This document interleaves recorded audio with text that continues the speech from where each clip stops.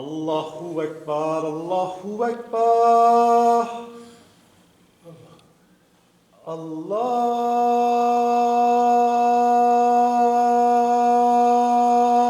Akbar, Allahu Akbar. Ashhadu an la ilaha illallah.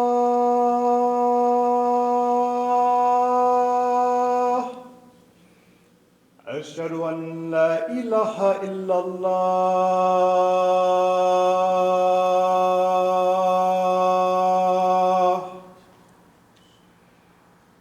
Ashhadu anna Muhammadan Rasulullah.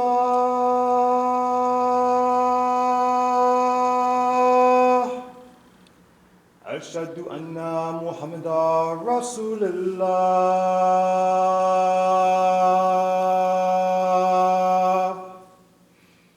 Hayya ala-salah.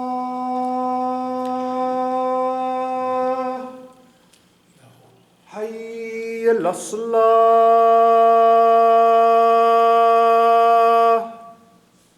Hayya ala-falah. Hayya ala-falah.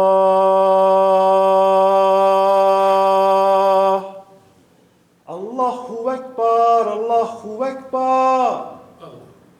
La ilaha illallah.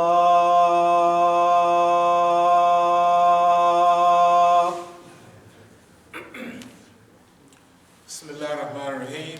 Alhamdulillah. Alhamdulillah. Ahmaduhu wa asta'inuhu wa astadihi wa astaghfiruhu wa u'minu bihi jalla wa ala wa la akfuruhu wa ashhadu an la ilaha illallah wa ashhadu anna Muhammadan abduhu wa rasuluhu. As-salahu bil huda wa dinil haq liyadhhiruhu ala ad-din kullihi walau karihal mushrikun. All praise belongs to Allah. We praise Him, we seek His help, His assistance and His guidance. We believe in Him and do not disbelieve in Him. I bear witness that there is no God but Allah, and Muhammad sallallahu alayhi wasallam is His servant and messenger. Allah sent Him, that is Muhammad, with Deen al-Haq, the religion, the way, the methodology of truth, and this way of life known as Islam will rise to its proper position in this world, whether the mushriks like it or not. Amma ba'd fa inna asdiqal hadith kitabullah wa awtaqa al-ghura kalimatu taqwa wa khayrul milali milatu Ibrahim wa khayrul sunani sunatu Muhammad sallallahu alayhi wa sallam wa ashraful hadith dhikrullah wa asanu al-kasasi hadha al-Quran wa khayrul umuri awazzimuha wa shayrul umuri muhtadatuha wa asanu al-hadyu hadyu al-anbiya wa ashraful maut katlu shuhada wa ashraful maut katlu shuhada wa ashraful maut katlu shuhada wa amma alama dalalatul ba'd al-huda wa khayrul amali ma nafa'a wa khayrul hadi ma utba'a wa shayrul amma al-kal. Prophet sallallahu alayhi wasallam said, the most truthful of discourses is the book of Allah. The most trustworthy word is taqwa, or fear of Allah. The best of the communities is the community of Prophet Ibrahim. The best way of life is the sunnah of Prophet Muhammad sallallahu alayhi wasallam. The remembrance of Allah is the most glorious of all things. The best of all narrations is Quran. The best acts are those requiring the highest degree of will and determination. The worst acts are those based on innovation. The best way of life is the one adopted by the prophets of Allah. The most glorious death is the death of the martyr. The most glorious death is the death of the martyr. The most glorious death is the death of the martyr. The most wretched blindness consists of going astray after finding the right way. Best acts are the ones that yield benefits. Best guidance is that which people may be able to follow. The worst blindness is the blindness of the heart. Bismillah ar-Rahman ar-Rahim. Inna Allah ya'muru bil-adli wal-ihsani wa ita'i dal-qurba wa yanha dal-fashai wal-munkari wal-baghi ya'idhukum la'alakum tadhakkarun. Allah commands justice, doing of good, and liberality to kin. He forbids all shameful deeds and injustice and rebellion. He instructs you that you may receive admonition. Kuntum khayra ummatin ukhrijat lin-nasi ta'muruna bil ma'rufi wa tanhauna 'anil munkar wa tu'minuna billah. You're the best peoples ever raised up for mankind, because you enjoin the right and forbid the wrong, and there's believing in Allah. Ya ayyuha alladhina amanu attaqullaha haqqa tuqatihi wa la tamutuna illa wa antum muslimun. O you believe, fear Allah as He should be feared, and do not die except in the state of Islam. وَاعْتَصِمُوا بِحَبْلِ اللَّهِ جَمِيعًا وَلَا تَفَرَّقُوا. And hold fast altogether by the rope which Allah stretches out for you, and be not divided amongst yourselves. أقول قولي هذا واستغفر الله لي ولكم.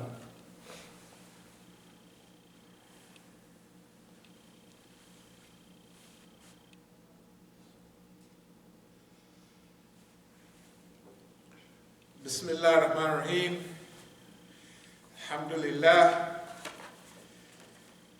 Alhamdulillah Rabbil Alameen. Wassalatu wassalamu ala khairul mursaleen. Muhammadin an-Nabi al-Ummi wa ala alihi wa sahbihi ajma'in. Amma ba'd, yaqulu Allahu ta'ala fil Quran al-Kareem. Inna Allaha wa malaikatahu yusalluna ala nabi ya ayyuha alladhina amanu sallu alayhi wa sallimu tasliman. Allahumma salli ala sayyidina Maulana Muhammad sallallahu alayhi wa sallam. Bismillah ar-Rahman ar-Rahim. Wa man ahsanu qawlan mimman da'a ila Allah وَعَامِلَ صَالِحًا وَقَالَ إِنَّنِي مِنَ الْمُسْلِمِينَ.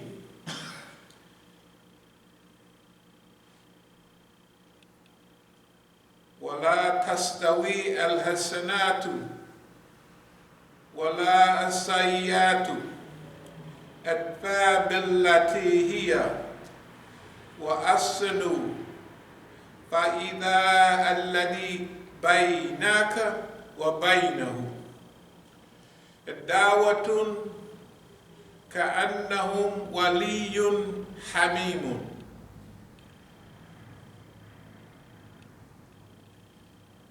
وما يلاكها إلا الذين صبروا ومن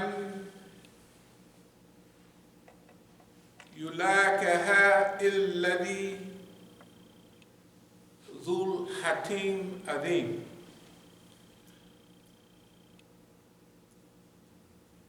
In the name of Allah, most gracious, most merciful, who is better in speech than one who calls men to Allah, works righteous deeds, and says, I am of those who bow in Islam. Nor can goodness and evil be equal. Repel evil with that which is better. Then will be between whom and thee is hatred become as it were a friend and enemy. No one will be granted such goodness except those who exercise patience and self-restraint, none but persons of the greatest good fortune. This is a couple of ayats that it relates to a serious stage of evolution, because it starts off, وَمَنْ أَحْسَنُ قَوْلًا مِمَّنْ دَعَا إِلَى اللَّهِ وَعَمِلَ الصَّالِحَاتِ. So, who is better in speech? Who are the best people in speech? Or, what is the best speech? What's the best speech that you can make as an individual or as a Muslim? It says, وَمَنْ أَحْسَنُ قَوْلًا مِمَّنْ دَعَا إِلَى اللَّهِ. So the best speech is to invite people to Allah. Da'a, da'a ilallah. And follow that up. You know, just imagine that out of all the stuff going around in the world today, your goal and your first thing in your mind is to invite people to Allah. Invite people to Islam. Now, the TV and the radio and everything, the movies, is inviting people to everything but Islam. Therefore, you may seem a little bit, they're inviting people to work, they're inviting people to sex, they're inviting people to drugs. Hey man, they're inviting people that boy go with boy, girl go with girl. I mean, they invite, and they're doing professional dawah too, right? Tell the truth. They're doing it overtly and they're doing it subliminally, psychologically, right? They're doing it right in front of you, but they're putting it in other stuff. And they got it coming from the left and the right, from behind. You're being bombarded with everything, right? So they want to have a new bathroom, a neutral bathroom. It's not a boy bathroom, not a girl bathroom. It's a neutral bathroom. And after that, they're going to want to break it down 4 or 5 more times. So you have 6 bathrooms, right? For all other kind of, well, today I feel like a boy, so I'm going to go in this one. And tomorrow I feel like a girl, and I'm going to go in that one. And then I want to go into the one of suspended animation. Well, I don't know how I feel today, right? Can you imagine? Look at it now. That's the way the system is moving. That's the way it don't have nothing to do with me and you. That's the way everything is moving. In this atmosphere, the best thing you can da'a ilallah. Invite people to Allah, invite people to Islam. You may be by yourself or kind of not too big in numbers, but not only invite them to Allah, but show them what's going on with Islam. How? Amalu salihah. By working good deeds, righteous deeds, right? See, Islam is not a spectator deen, not a spectator religion. Where you watch it, you know, get a seat and watch, let me see how the Muslims act. No, you doing it, right? It's not a baseball game, it's not none of that. Where you get a seat and just watch how that, let's see what's happening with that, and you watch it happen. No. Amilu salihah. To work, to do, to practice, to enjoin righteous deeds. And then, after all that, inayni min al-muslimin. And you're not no coward about this. You're not hiding it under the table. You stand up proud and say, yeah, I'm a Muslim. And what's happening with that? You're saying that to the people. You're saying that to the government. You're saying that to the Zionist forces that rob and murder and kill all our brothers in Palestine and everywhere else as a Zionist. You can believe there's murder going on for the Muslims. Whether it's Saudi Arabia, the richest Arab country in the world, attacking our brothers in Yemen for the last 6 years, and ain't nobody putting a stop to it. You know who they call the bad guys? Well, the Yemenis, they may be supported by Islamic forces. And they bombing hospitals, wedding party, right? They kill everybody they get their hands on. Now here, me and you, we standing up and we say, hey, I'm not one of these people that believe we did 9/11. I'm proud to be a Muslim. I'm happy to be a Muslim, right? You ain't slipping around surreptitiously and saying, by the way, and you look around, I'm a Muslim. Hey, I'm a Muslim big time, and I'm happy about it. All right, now. وَلَا تَسْتَوِي حَسَنَاتُ وَلَا السَّيِّئَاتُ أَدْفَى بِالَّتِي هِيَ أَحْسَنُ فَإِذَا الَّذِي بَيْنَكَ وَبَيْنَهُ. So it's saying goodness and evil, they're not equal. Tastawi, they're not equal. Evil is evil and good is good. There ain't no balance, there ain't no meeting of those forces. So repel evil with good. That's what it's saying. Equalize bad by doing good. Then it may between whom and thee is hatred become as it were a friend and enemy. Adawatun ka'annahu waliyun hamimun. This is very serious. This is one of our favorite ayats, and we do it from time to time because we look at this as our mission. I mean, the whole Quran is our mission.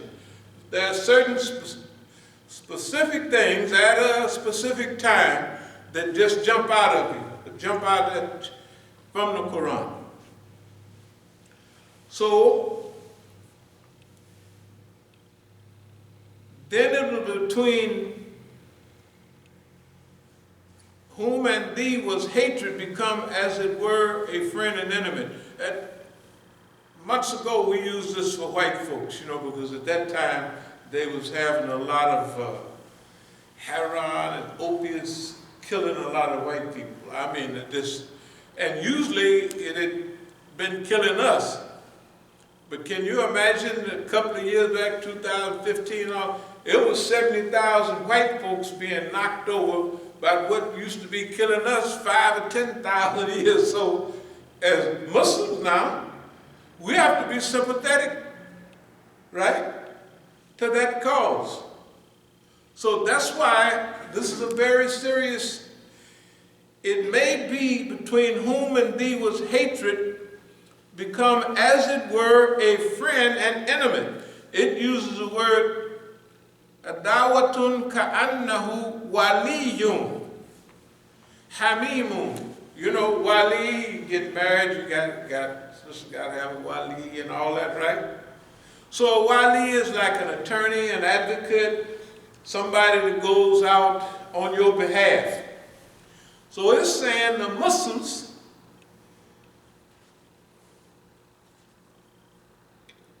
according to what we're understanding right now, in this case, would be the wali of all those white folks all over America. Of course, our own too, mixed right in there. We're still losing big numbers.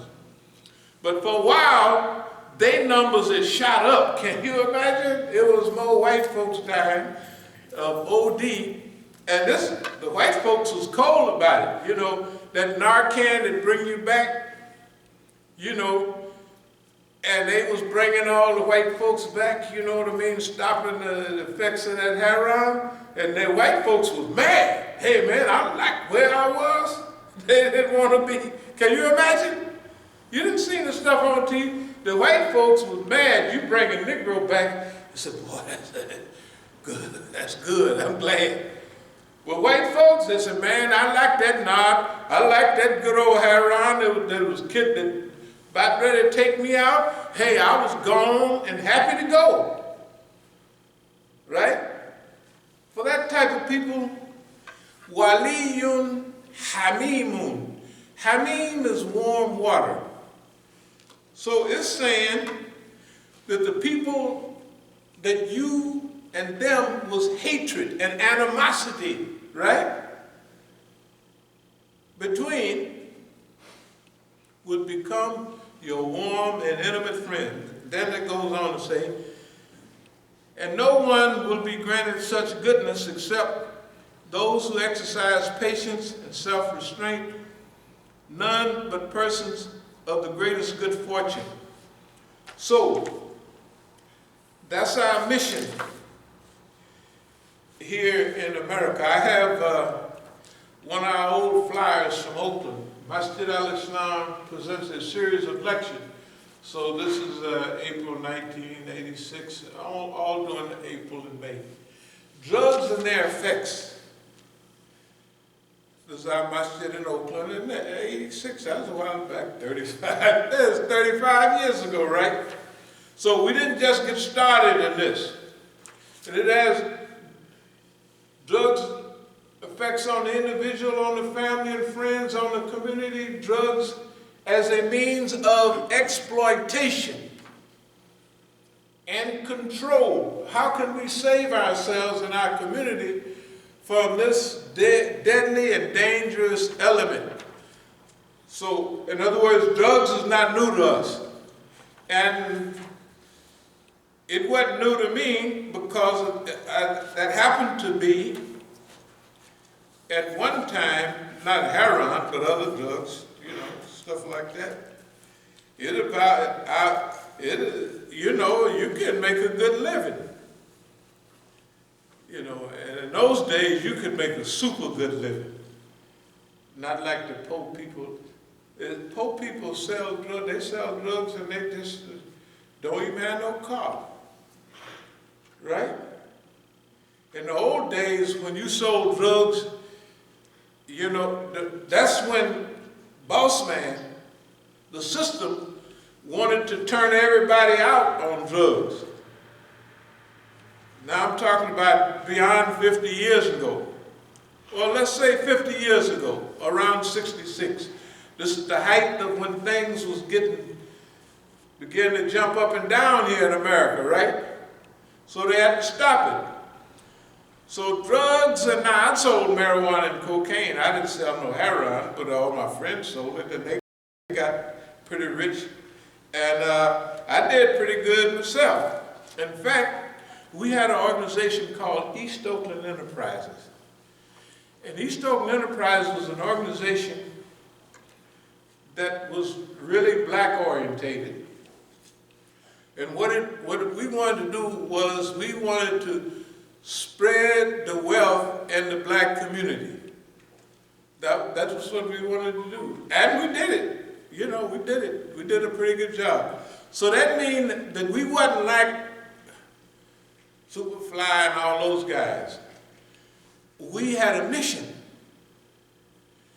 And during the first part of that mission, we had to play a big pretend game with the system. Because we knew that the system had any idea that we was trying to bring up the black community, right, by using organizational skills, crime and all that, then they wasn't going to like it. So what we had to do was we had to play a big game of pretend, and so in disguise. So I took off all that Black Panther looking stuff, and I jumped like this, you know. Now y'all made it, the old timers, they would know that that's one of the sharpest niggas in the world right there. That's just the way it is. And matching too. Not only everything match, the clothes match, the cars match, you know what I mean? Now, They don't drive cars that big now, they make smaller cars. But at this time, you see how that car, see like now y'all have telephones, cell telephones. And these days, this had a telephone in it, but the unit weighed 300 and something pounds. So it made the car sit down in the back. And the only reason this is sitting level because it got load levers, you know what I mean? It's an easy ride. That when you start the car up, that pump get to working in and make the car sit even, you know. Now, just being a Negro now, we got mink in here, you got all that, you know, 11. Now you don't need no telephone in the car. But in those days, if you wanted 11 channels, you had to pay, I don't know, $1 billion or something like that. But anyway, Shah was attacked. This is not me, this is a disguise. Because if I would have kept wearing all that black outfit, Panther hat, you know what I mean, and all that stuff, we wouldn't have lasted 2 weeks, right? But if you just don't be a show-off nigga, think about it, that's using your mind. As long as the white man thinks that this is what we're going to do, what he wanted us to do, right? Just ride around big pretty cars, right? And don't be paying attention to what you're doing, but at the same time, we was establishing what is called East Oakland Enterprises, but that was an economic enterprise zone in Oakland. Economic enterprise, what does it mean? It means anything come in your neighborhood, you control it, and basically anything go out of your neighborhood, you control it, right? That's real. That was, at that time, the highest level of black nationalism. Y'all remember the term black nationalists, right? So that means we want everybody in our neighborhood to get rich. And they did. Now, Martin Luther King, in this same year, he went in 1968 to Chicago. And that's what he was trying to develop, an economic enterprise zone. But he wanted to do it legally, right? Donations, we used to build a few houses, do that stuff, you know what I mean? Buy everybody a blanket or two. But we wasn't doing it that way. We believed that America was founded on gangsterism. White man came here, took land from Indians, did this and did that, he was stronger, right? We believe our Titans came here, poor apple vendors, and then they got themselves a mafia. They whooped the Irish, they whooped all the Jews, they whooped everybody else, and they became the mafia. Now, we was black orientated, so we didn't understand the philosophy of present day Islam. We was thinking in humanistic, physical terms. Power, authority, discipline. So you get yourself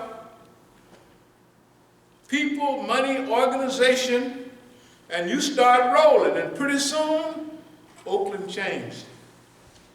I'm telling you, it's the only place this happened in the United States. Although it was the headquarters of the Black Panther Party, half the people that was with us joined our action because we were producing more for the people than the Black Panther Party was, although we was all kind of together there. That's why when I left the country, when the white man got tired of it, you know, I went to Algeria.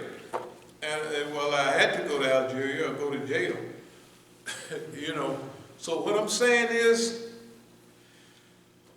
the things that are happening right now all come from a long plan, dear believers, and that's what I want to share with you today.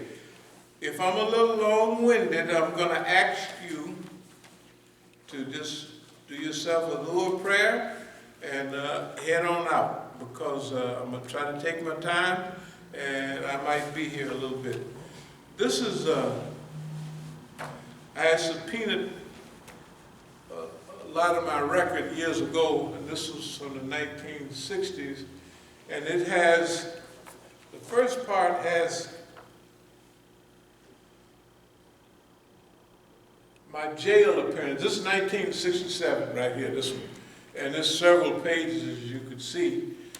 And this is from my bail sponsor, because when I had a federal case in the 70s, and I tried to subpoena the court records from Oakland. I was in LA, I couldn't get them. So I said, they was keeping them from me. So I said, I know what I'll do. I'll get my bail sponsor record. Every time I went to jail, he bailed me out. And everybody, so look at here, these are pages. And on each page, 7 or 8, 9 or 10. So I must have been the most jailed Negro in history. Gotta be. Now what's unique about that is, I didn't stay in jail but an hour or two because I had money. Other people go to jail 1 or 2, 5 or 10 times, that's it, they can't get. Finally, they're gonna dry up. But the wealth was so heavy, and it was coming in so regular, and it was people support. The people in the community was supporting us because we were supporting them. And the main thing, man, you know, of course they don't drive them now that much, but man, you want to drive a Cadillac? Yeah. So you take a guy down to the Cadillac place and choose one of them to drive. Or you watching your friend walk down the street, you know, from school, high school, and he looking all sad, you pull up to him, dude, what's wrong with you? Oh, man, this happening. Well, come on with me. And you take it, because Cadillacs make niggas happy in them days, people happy in those days, right? Well, like a Mercedes now. Suppose you was riding down the street and your homeboy pull up and he say, hey, man, what's wrong with you? Man, my woman left me, then I was put out there and all that stuff. And so, well, come with me. And you take him downtown and buy him a new Benz, not these little Benzes they buying now, but a Grand 600. Y'all don't remember that, do you? Not a 600, but a Grand 600. Grand 600 have 2 back seats and 2 windows up, or whatever they call, sky roofs, right? And as long as from here to over there. That's a Grand 600, not no 600, I'm sorry. Suppose somebody took you downtown now and say, man, let me get you a 600, because, you know, cars make niggas happy. So you say, Cadillac gotta make you happy, right? Make you forget your troubles? That's what we used to do. We used to do that all the time. Come on with me, nigga. And you pull out a stack of money. The cars didn't cost much then, about $10,000. Of course, it took 100 years to make it. But you buy them a ride. That was part of the concept of East Oakland Enterprises. More young black people own their own homes, right? And did their own business in that period of time than any other time in Oakland's history, and I'm sure DC and everywhere else. Why? Because that was our philosophy. East Oakland Enterprises, right? Here's what the goal is. The goal is to have an independent part of the system where you control your own wealth. And everybody shares. Now, when I came here, they had a few rich niggas, they was telling on everybody, though. Well, Rayful Edmonds, they was telling on everybody. You couldn't tell it on your mama, anybody. That money they got was for their crew. Suppose they shared the money. Suppose you had gangster crews that all the money they made, they shared it with the neighborhood, right? How many black businesses would you have? Suppose somebody could come to you. It's not like The Godfather or something, because you're too young. But, man, I want to do this. Suppose you're a boxer. You say, man, I want to manage a few. Well, how much it take? Here you go. You go, rent the Oakland Auditorium or whatever you want to do and have a few matches, and you just bring me back what you think I need, right? Pretty soon, you're giving everybody a shot. And you're not doing it, you're doing it because that's the philosophy that you have adopted from black nationalism. Let me say that again. That is a philosophy that you have adopted from black nationalism. Another thing is, I might be here for a while, so if it get a little long-winded, because eventually I'm going to get to the real subject of today. The subject of today is all the stuff that you see on TV, in the news, about black people getting shot and murdered and killed by the police and the police department. Tell the brother there's some sisters back there and they have to come up this way. Okay, but anyway, our main part of the story today, so I might as well jump to it because I can see this whole stack. I ain't got time to get to it. Today the subject is something that we have a lot of experience with, is the police. We have, I would say, maybe more experience with the police, and not just way back. I'm going to read you a little, this is just November 13, 2017. Oakland PD was dispatched to 8210 MacArthur Boulevard, the same building as 8208, from the reports of criminal threats. Information includes suspect Reams, myself, has been making threats to so-and-so on YouTube video, and at second-hand information, placed Reams in the Masjid, or the mosque. At the moment, further information said that suspect is known to have guns, has 2 shotguns in his vehicle, which he drove from D.C. Now, I want you to think of a nigga that don't belong in the building, that belongs to us. But he's calling the police, which he's a part of them. And he done told them that the nigga in the building got guns. This is from the court record right here. This is a writ that the government filed so that they couldn't put this in the... But anyway, let me finish. When officers arrived, they contacted reporting party Sequila Mujahid, wife of victim Mukhtar Mujahid. I'm not going to tell you who they are. She informed officers that Reams has been threatening her via social media, that Reams was the founder of Masjid al-Islam, but he was voted out January 20, 2014 by the board of directors. I don't want to bog y'all down in the court record, but there's no such thing that ever happened. But he's talking to the police, and he's a part of them. So it's the police. Another officer spoke with Mr. Mujahid, who said Reams had posted videos on social media stating that he would 187, that's murder in California, he would 187 Mujahid and his wife, and that he had gotten a green light to take the Mujahids out. Reams was contacted, exiting the building through the front door. He complied with orders and was taken into custody with guns drawn without incident. In other words, when I opened the door, that was the police. Now this time it was the police, the sniper police, with one of them armored vehicles in front of the masjid.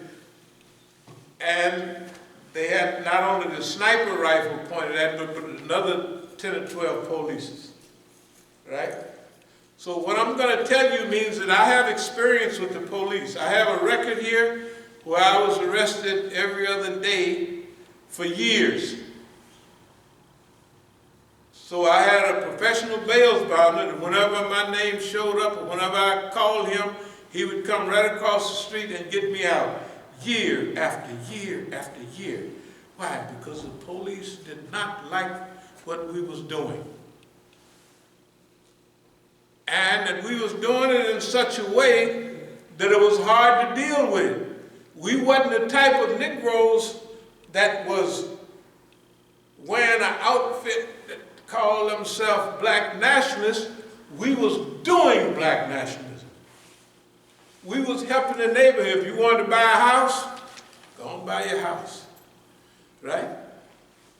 Can you imagine young people in their 20s? I mean, early 20s. Because at that time, I wasn't 24 or 5 or something. When I left the country, I was 25 or 6. So everybody was my age and younger. So we was doing magic stuff with money. And they didn't like that.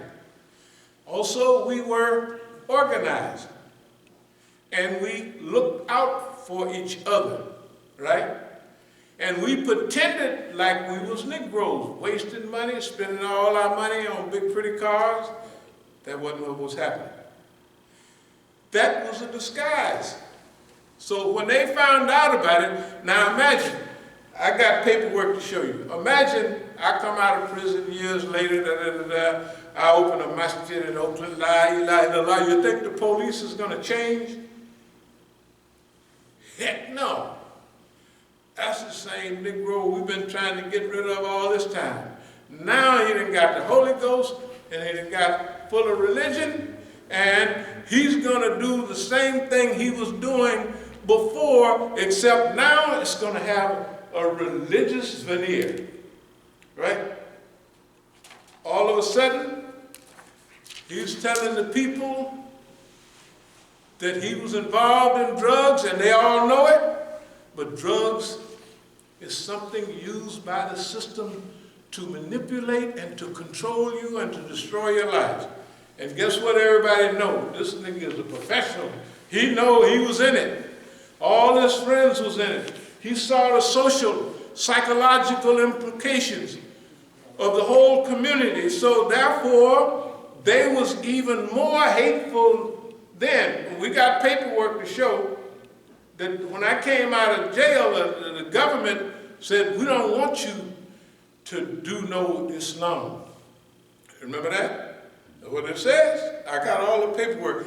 I'm going to just skip over the paperwork because it's too much.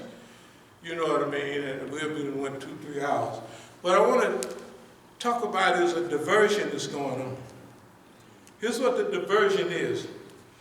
The diversion is the system diverting our attention from moving higher and moving forward and moving into the future, and they dragging us back to the past.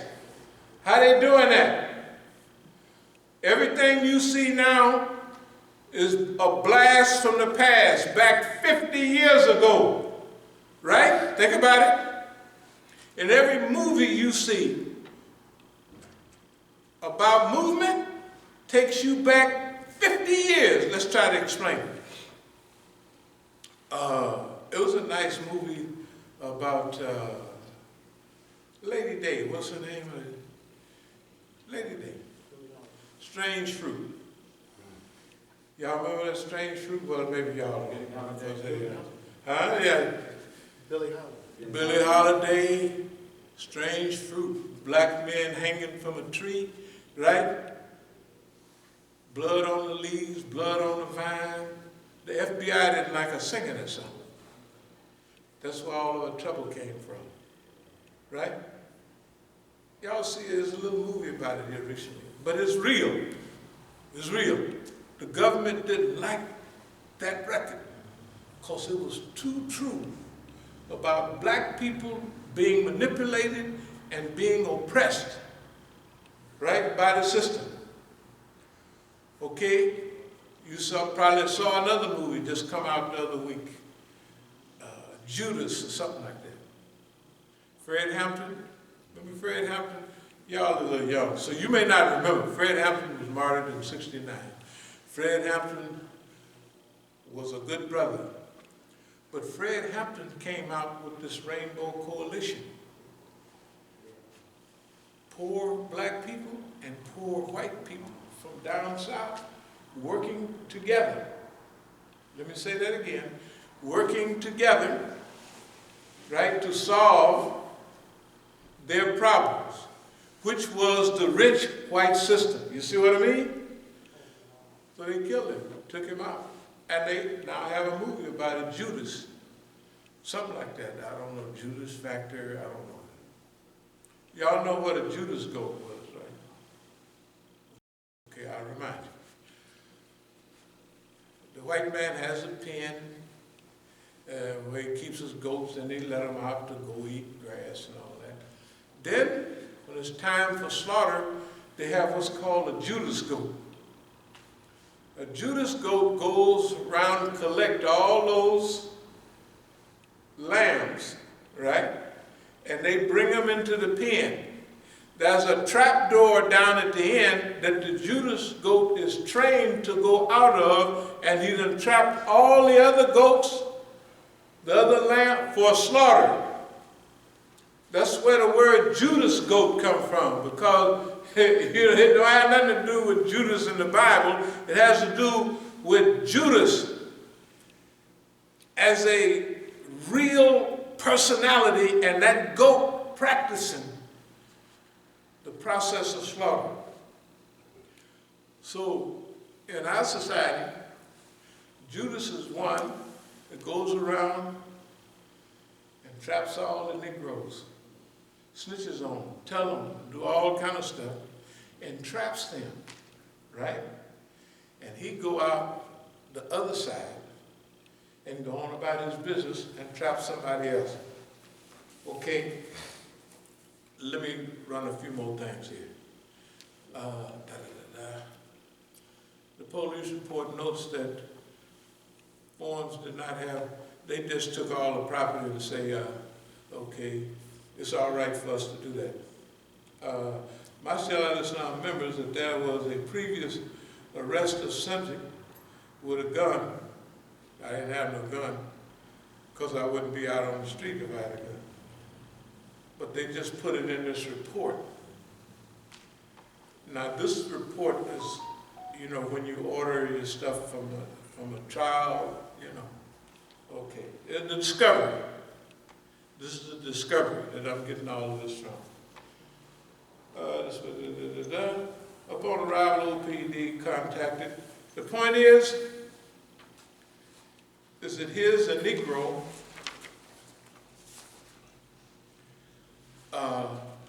bringing the police to our building, which, number one, you don't own because this is the deed. It's an enlarged deed to the property, right? And so, it's got my name on it. I'm not going to show you my post sons. He got hit 7 times, and he lived 6 times. At close range, and he lived. I said, boy, he was a lucky joker, but he carries my name. Now, suppose what would the police do if they see you with pictures of, this is the rock bar in Iran. That is the head of the whole thing going on over there, right? And you there grinning and got it's a big national meeting, Palestinians, Sudanese.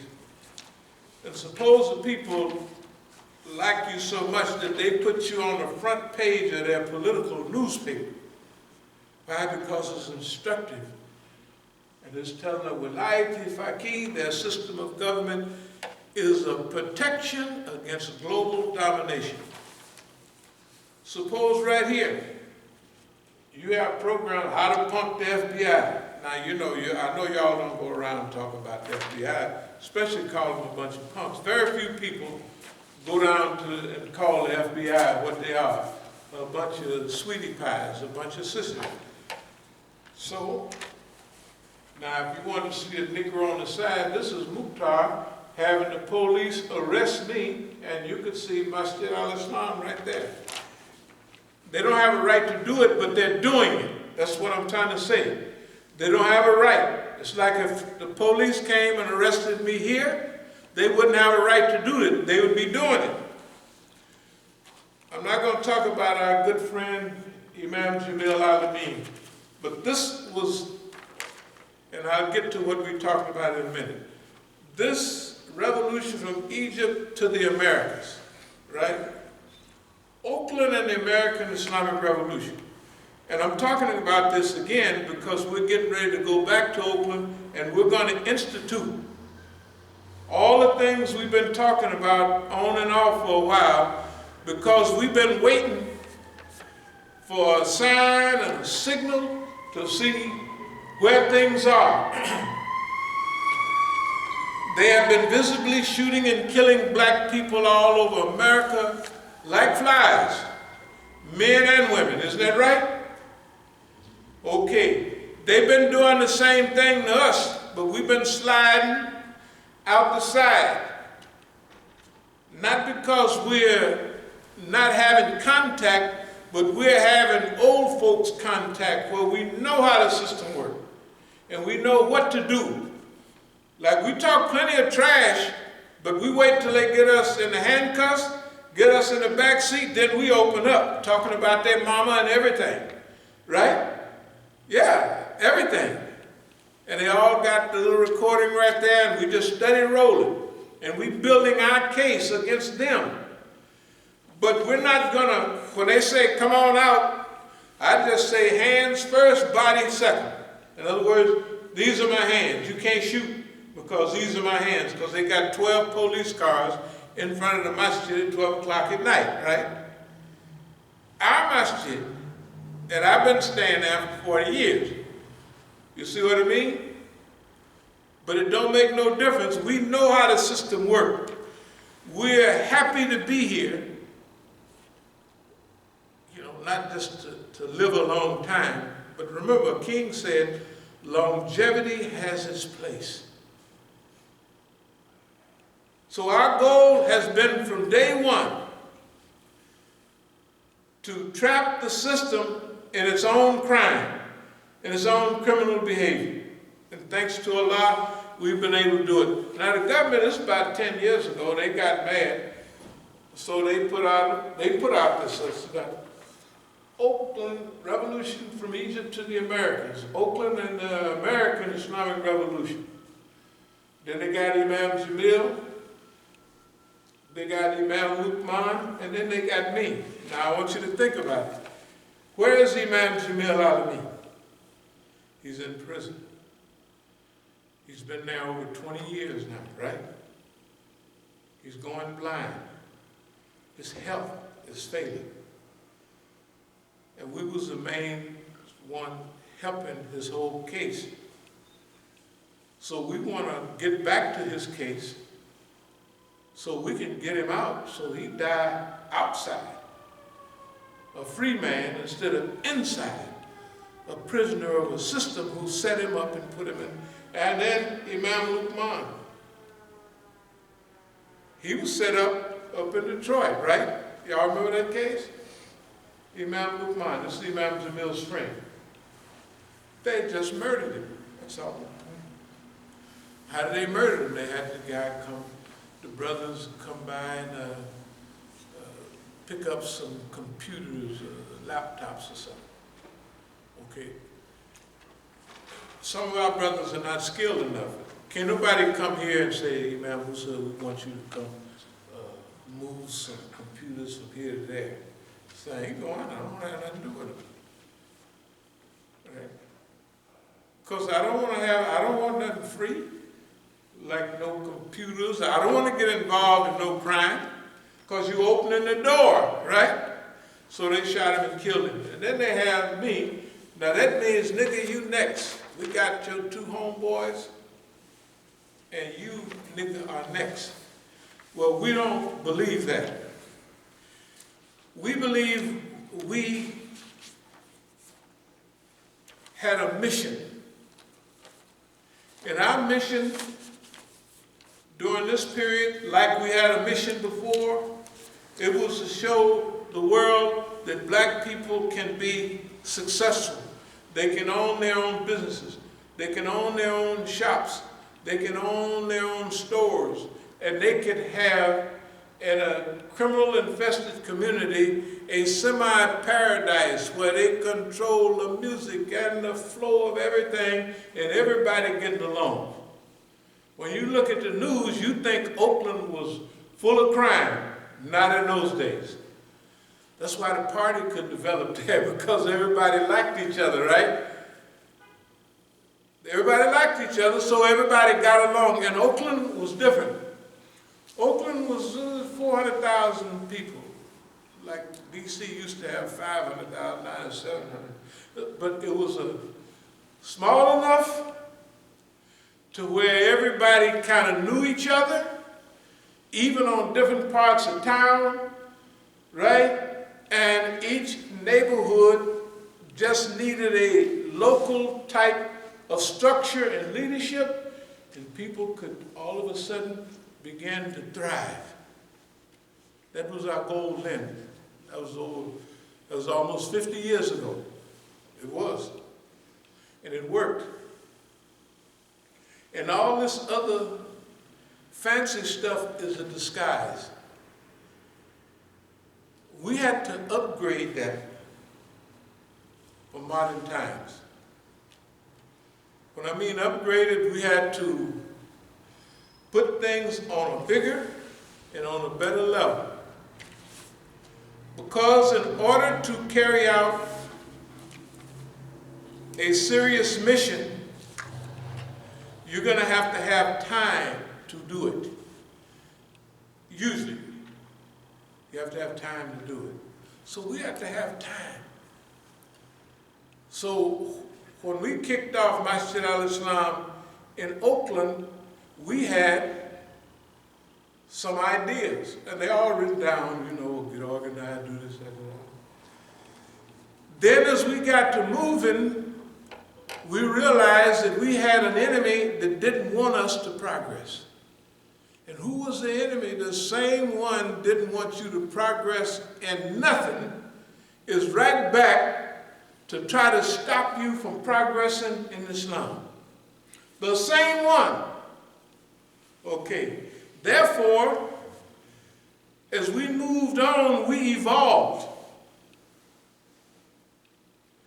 And so that means that we evolved, emerged above and beyond what we was involved in before.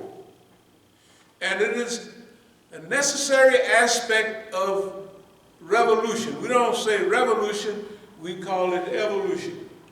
That the people involved in this transition, they evolve step by step, stage by stage, until they reach a level of, we don't say perfection, but excellence. And that's what we did. And we did it in Oakland, and we did it here. So I want you to understand that if you go back a few years, we had school, and I want you to study where our children that went to our school are now. Most of them graduated from the best universities in the country. I asked people around. Everybody, right, are excellent, not only students, but they like the school. We used to have to send the kids home. Y'all got to go home because we got to turn this heat off. We're using up too much money. The kids love to go to school. Can you imagine? Some kind of way the atmosphere here was such as that they loved to go to school. They liked to be here. It didn't make no difference what they were studying or what, but they liked. And that like to go to school translated outside when they went to other schools that they liked school. Can you imagine? So if you liked going to the basketball court, you're going to get good at it because you like it, right? That is something that people cannot force on their children. They have to encourage it, and they're very fortunate when your children love to go to school to learn. And they are all, let's say, good students. They all have good behavior, and they have good grades too. And then they got Islamic teaching. Hey, and they say, well, yeah, it costs so much money. I said, yeah, I spent over $500,000 of my own money on the school, you know, not just over 10 years. Well, what was you going to spend it on anyway, right? So now people say, yeah, but look what's going on now. They say everything is falling down, everything is fine. Let me explain. When you get older, it's kind of like the old master in martial arts. You know, the old master is, if you try to hit him, he don't jump way over there, you know, and all of that. He just move a little bit. All he want to do is not get hit. He ain't going to use up no whole bunch of energy, and he just going to move real smooth, right? That's the old master when you get old. And you get smart. You're not like the young guy jumping up and and all of that. No, you're an old master. That's what happens. That's the value of longevity. Living a certain amount of years and also being involved in the process of evolution, evolving psychologically, evolving emotionally, and evolving Islamically. Now I want to show you all something, and I know the people, they didn't like it. This is when I was attacked in Oakland. I mean, I was attacked. You know, when I went to the hospital, I wasn't going to go to the hospital. My son told me, you got to go. So they thought I was shot in the chest because if you see, it was all the blood was there. They wasn't looking in my head. They know who did this. I was sitting down and the people moved up on me. And in fact, half of it is on tape because the phone, you know, stuff like that. People here and people in Oakland wanted me to respond with a physical attack, right? And the government wanted it to be a physical attack too. You know why? They did a little research and they turned everybody to tattletale. So, no, so they said, this guy has a bad temper. If you mess with him long enough, he's going to respond. Well, they don't know.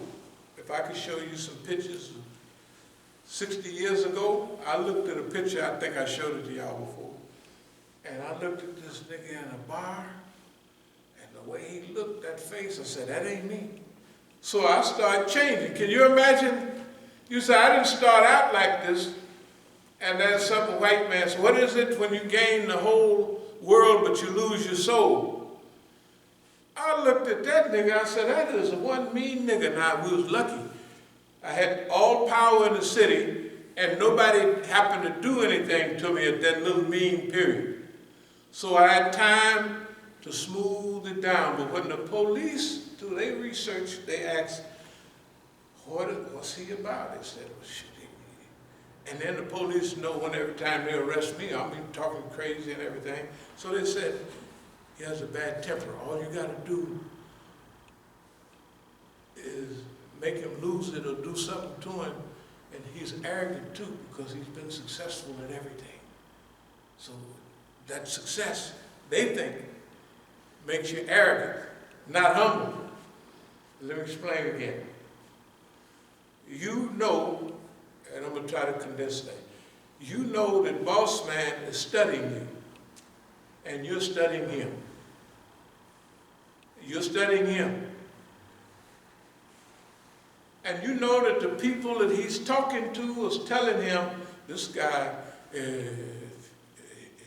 used to be in Big Hank, and he used to be in The Godfather, and he used to this, and if you challenge him, he's going to respond. And then they got a few incidences way back. I'm talking about 82, it was 83. Some people come to the Masjid talking crazy. Now remember, I'm a young guy then. This is 83, it was way back. So, you know, I left a little iron, so I stripped the iron off the bar. You know them little short bars? And they come in, there was an Iranian guy, there was a white guy and two Negroes, and they was talking, yeah, this guy here is paranoid. So I just took my iron bar, and I got to whooping him. I didn't whoop him in the head, because he'd kill people, you know, if you're in good shape. So I was hitting them all on the arm, and they was hollering, you're hurting me. I said, I'm hurting you, you're paranoid. You're imagining things. You know, they were trying to say, I'm imagining that they snitches. And so I'm telling them the same thing back. You're imagining that I'm hitting you, busting you upside your body. I did it twice, so now they locked in. Did you mess with this nigga? He's gonna go back into, that was, man, back in 83. That was 83. Not 93, not 2003, not 2013 when a lot of stuff was happening, right? They had eliminated 40 years of tazkiyah bil nafs, purification of the nafs, evolution in Islam. You see what I mean? So that means that this little old stuff of physical attack, you don't respond the same way 30 years later that you would when you were younger, right? And everybody here and then all the people coming was saying, man, I wouldn't go for that. I said, you wouldn't have made it 2 weeks in the street. As soon as a nigga do something to you, you want to go kill him like all other niggas do, right? We didn't study it. I don't care whether it's LA, whether it's here. The white man can do what he wants, but if a nigga mess with you, get the crew, we're going to move on them niggas. That's why DC had 400, 500, I don't know, right? Deaths per year, black people killing each other. You see? I didn't believe in that. I'm going to tell you, when I was running things in Oakland, we never even beat nobody up. You say, wait a minute. That ain't possible. It is possible. If you have a good management process going on, right? If you have a good, you can do it. It's just that nobody, this is what they don't want to get out. They don't want this to get out, but it's getting out. Another thing, I'm going to wrap it up because y'all get nitsy. So I'm going to tell you what this is all about today. We're going back to Oakland, inshallah, and we're going back at a particular time, this time, right? And guess what? The whole world has seen how the police act with black people, right? They've been shooting, murdering, and maligning black people in public, right? And what we're going to do is change the dynamics. They have been trying to take us back to the 1960s. Beat and kill niggas and stop looking forward. I want you to think about it. What does everybody say? Their mind is back. All the movies, Lady Day, all the movies is way back. Everything that you can see, the whole system is trying to get the black mind back there with Dr. Martin Luther King and Malcolm X. It's not only that, it's in movies. I was watching TV the other night, the night before last. Well, Bumpy Johnson up in New York. Bumpy Johnson. I just saw two of them. Of course, Ramadan, but I just happened to say, So they got Bumpy Johnson, Malcolm X, and Adam Clayton Powell, right? And the scene opened when Bumpy Johnson was getting out of Alcatraz in 63. Of course, they closed in 63, by the way. And they showed them working together and working on their own little stuff and doing this and that. And it's not true. It's not true the way they present it. You see what I mean? They're presenting it like the nation of Shirk had a program to rescue black people. Bumpy Johnson had a program to sell drugs to black people. And Malcolm X was at counter purposes, although they cooperated. And Adam Clayton Powell was a line-stealing preacher. That's part of it. That's no big deal. But anyway, the media is trying to take us back 30, 40, and 50 years to solve problems that have already been solved. The police problem and all of that, those people are led to do that. That man kept his knee on that brother's neck for 8 or 9 minutes on purpose, right? He did it on purpose. You could tell it was on purpose. And a sister gets shot the other day, a brother gets shot the day before that. This is out of hand. This is not just the media, TV getting it right away. You know what I mean? But this is a concerted effort to put our minds on that and forget about artificial intelligence and where we're headed for the future. Take our mind back 60 years to solve those problems that have already been solved, right? Integration? Sure, we live in this neighborhood, that neighborhood. But look at society. Just look at commercials. How many commercials do you see a black man and a white woman, or a white woman and a black man? Almost every one of them. Black Lives Matter. How many black people was it out there, and how many white people was it out there? And why did the police come? You remember that part you took on the camera? And the police, because we was doing, the police are saying, we wouldn't let them people in our neighborhood, talking about the white people. We said, they're just coming to join with black people. And you can see their faces, just innocent white kids, you know what I mean? And to them, it's like a end thing, you know what I mean? But there's one thing about it. I went to one down in Malcolm X Park when they first started coming out with this. And the white kids were saying, hey,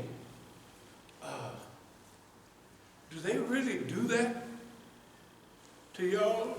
Because you remember, I mean, these are just nice little white kids. They're there to show support. Then there's some Negroes from New York. Next time I saw them Negroes, they was down in Ferguson. I saw them on TV. You know what they was doing? They was there talking trash. Yeah, we're going to do this, and yeah, we're going to do that. And they was talking to the police. I said, well, go and get them then, if you so bad. And then I got up and I gave a quick speech. Ali was holding the mic at that time. I said, we want to thank all of y'all for being here and to show your solidarity with us and to, you know, take up that principle of brotherhood and all of that. Because these are all high school. My daughter was in high school at that time. And I said, don't pay no attention to these Negroes right here. I said, during the movement, them kind of niggas got everybody killed. Come in talking about we're gonna do this to the police. I said, well, do it then. Don't get everybody with you, right? You so bad, nigga. Go on, do 'em. Yeah.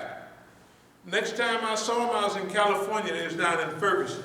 And that's why the people were saying, we have to manipulate and control what we're doing. I moved toward a close. Today, they got the Negroes trying to, the same old suspects, trying to manipulate and misdirect the black movement. Same old sharp-talking sharptons, whatever they are. At least message just ain't there, thank God. But all them little ham-talking Negro lawyers, you know, the one thing you find out about movement is that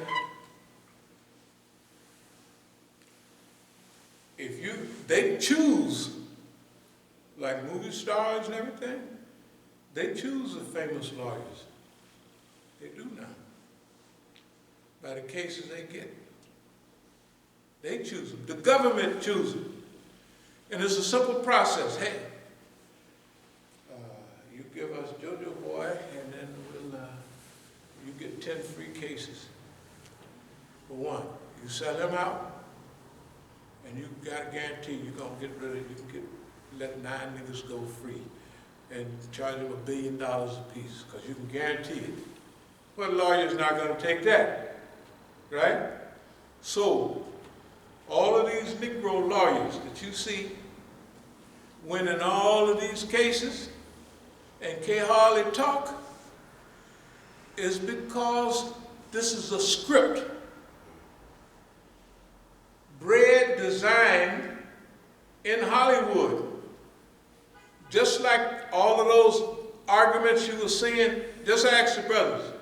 When we was downtown, across from the White House, and we've been doing down there for days, all of a sudden, they're gonna have a phony fight. Remember that? So, and it's all on camera, you can see this. So I said, okay, here they go. And then, here come the white boy, who's been friendly with us for days. Big hair, bushy, no shirt on.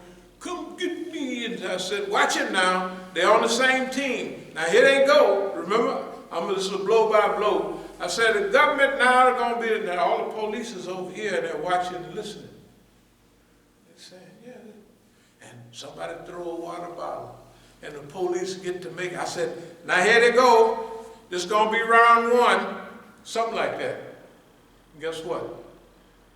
They stopped. You know why? Because we was messing up their whole mind on that. That this is a show. This is a show. All the Black Lives Matter, everything you would see is theater. Right? All of the police would have to be dumb to kill all of these black people within a 4 or 5 week span of time and not even take a rest. The police chief would have enough sense to say, hey man, just don't arrest nobody for a while, right? Just take it easy. Don't bother nobody. Just ride around in the car and smoke weed or something, but don't bother nobody, right? They would have enough sense to do that. Why is it now that they're killing more of us in a public way, 1, 2, 3, 4 after another? Is to get our minds back 60 years ago. So we have to think, now you remember, all the Watts Riot or Watts Rebellion, all of that was police brutality against blacks, right? Why are they doing that? To take our mind back 50 and 60 years ago, not forward. The problems that you have to solve are forward. Artificial intelligence, economics, right? Those are the things that you have to solve now, right? You don't need to go back or let them take your mind back 50 years ago. All the movies, everything, right? Fred Hampton, martyred in '69. Anybody else that you see, the Judas Factor, Lady Day, way back when, right? Think about it.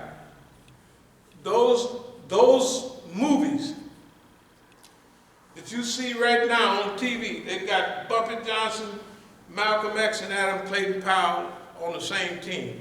They were in a way, but not the way they present it on TV. They're trying to make new heroes for you. And they're trying to take your mind back. And I'm saying, we're not going to let them do it with us. We're going to get around many of the BSUs, whatever they call them, as we can, and we're going to instruct the youth on how to stay focused on those things that are good and necessary for you and for your future and your community. So that's where we're coming from. And we hope y'all roll with us. All of these things, there's thousands of arrests at one time.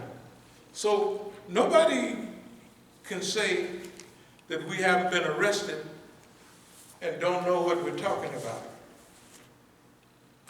All of these things that are happening here and in Oakland are for that reason.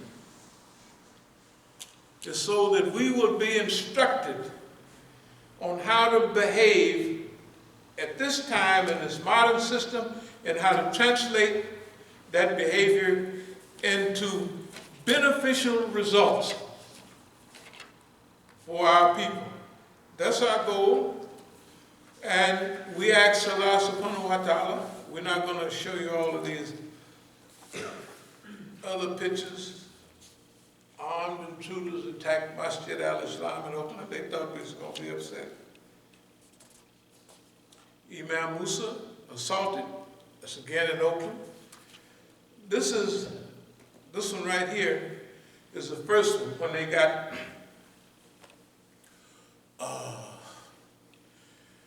when they finished. I told the police, the goon squad, I said, hey man, y'all done upped y'all's game. Because when they had me on the ground, they had my legs, I was handcuffed behind. They had my legs up in the air, and I was a little heavier than now, if that's possible. And so, like the brother couldn't breathe, I couldn't breathe either. But it's not because they was choking me, it's because they had pressure on my back, and that means that, right, you're on that concrete floor, and they got your legs up, right? And they're putting pressure on the upper part of your body. So all I did was an exercise. I'm just concentrating because you can't panic. And I'm just doing exercise. So I got my hands back here, I'm handcuffed, they got my feet up in the air, and I know that I got to breathe. So I didn't ask them, please let me breathe, police, 15 police officers. So I'm using them, and I pull up enough to get a breath. So I'm getting a workout. Just taking it easy. Don't panic. So after a while, they took the cuffs off and let me run around the room. And they tells me, now don't you jump up and do nothing. And I was 60-something years old, so you don't have to worry about no nigga. Maybe in a movie he might jump up, but with them cuffs on, bruising your body, right? And them, you could feel them. See, you mess with martial arts a little bit, you can feel what they're doing to you. That's how they're killing everybody now. And they don't beat up on the head like the old goon squad. They used to beat niggas and, throw them down the stairs. They don't do that no more. They've been trained now with more martial arts. That's why there's more choking. How many people are dying from chokes and different things, forcing their blood pressure up, right? and they died, they collapsed. I'm telling you that the police now is not them old dumb police that we used to fight in the goon squad years ago. These police are taught and trained, and you can feel what they're doing to your body, you know what I mean? How they're twisting your arms, and how they're twisting your legs and what have you. You can feel it, and if you know what's happening, you can feel it. So what we're saying, dear believers, our job here has been, and it is the same, to highlight all the things that's been happening to us as a people in America, and now get it in court, and that's what we're going to do with him. Boss man is going to be in court, and ain't nothing he can do about it because we got all the paperwork. He didn't violate his own laws. We never broke the law at all. He's the one violated his own laws. He's the one that violated his own laws. And therefore, not saying you're going to get no reprieve in his court, but this is the time called waiting for a signal or waiting for a sign, right? I'm telling you, we've been waiting for this sign all along for many years, and now that sign is here. The whole world, their mind is bathed in the oppression of black people by the police forces. This stuff has been happening to us directly for years in Oakland and as a sidebar here in D.C. Yes, it's been happening, but it's happening different here in D.C. They charge you this, they charge you that, anyway, it ain't no big deal. But let me explain. I consider ourselves, we don't use the word lucky, but the Quran uses the words has, fortunate. Fortunate.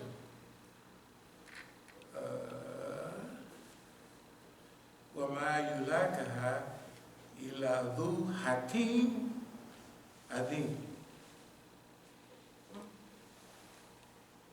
And no one will be granted such goodness except those who exercise patience, self-restraint. None but persons of the greatest good fortune. Now, the Quran doesn't use terminology like luck, but the second meaning of this word is luck. Here they use good fortune. But if you're looking in the dictionary, the first meaning is one thing, the second meaning is luck. That's the luckiest nigga in the world. So we're accepting that at this time. That this mission is so important and so reflective of the time in which we're living in, that nigga, you're just lucky to play a part in it. You know, like, not rolling the dice and get lucky, but lucky that the government never just could get rid of you like they wanted. And they've been trying. Or everything that they do never make you lose composure. I want you to understand that there's a thing called focus.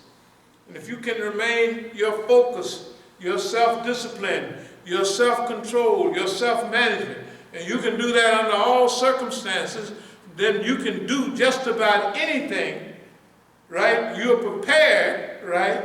You're trained to do whatever it takes, whether it's documentation and keeping the charts and the documentation clean so that you could focus. And whenever you need to go to your archives, there's your archives, and you can pull up systemized teachings on this subject, right?